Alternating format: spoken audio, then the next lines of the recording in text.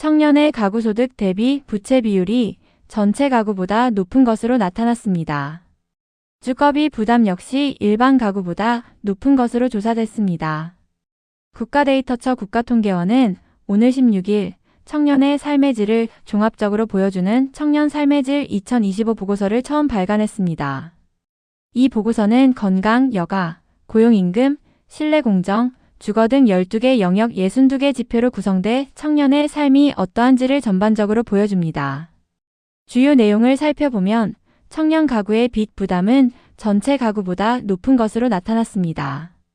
청년 가구주 가구의 처분 가능 소득 대비 가구 부채 총액의 비율인 가구 부채 비율은 2023년 기준 172.8%로 전체 가구의 167.8%보다 높았습니다. 국가통계원은 가계부채의 증가는 가계의 원리금 상환 부담을 높이고 정상적인 소비 지출을 제약하고 나아가 삶의 질에 영향을 미친다며 특히 청년의 가계부채는 청년의 현재 삶뿐만 아니라 이후의 삶의 질에도 영향을 미칠 수 있어 정책적 관리 대상이라고 지적했습니다. 다만 2023년 기준 청년 중위소득의 명목 금액은 4,216만 원으로 전체 인구의 중위소득 3,757만 원보다 많았습니다. 독립하지 않고 부모와 함께 사는 청년의 경우 자신의 개인소득이 아닌 가구소득이 반영됐기 때문에 고령층이 포함된 전체 인구의 중위소득보다 높은 편이라는 게 국가통계원 측의 설명입니다. 같은 기간 청년층의 상대적 빈곤율은 7.6%로 전체 인구의 상대적 빈곤율 14.9%보다 절반가량 낮았습니다. 청년들의 주거 환경은 좋지 않은 것으로 나타났습니다. 소득 대비 주거비 부담 정도 나타내는 주택임대료 비율은 지난해 기준으로 청년이 16%, 일반 가구의 15.8%보다 높았습니다. 주거의 질 측정의 핵심 지표인 1인당 주거 면적도 청년 가구는 지난해 기준 31.12로 전체 일반 가구의 36.02보다 좁았습니다. 또 아파트와 오피스텔 등을 제외한 주택 이외의 거처 거주 비율도 청년 가구가 5.3%로 일반 가구의 2.2%보다 높았습니다.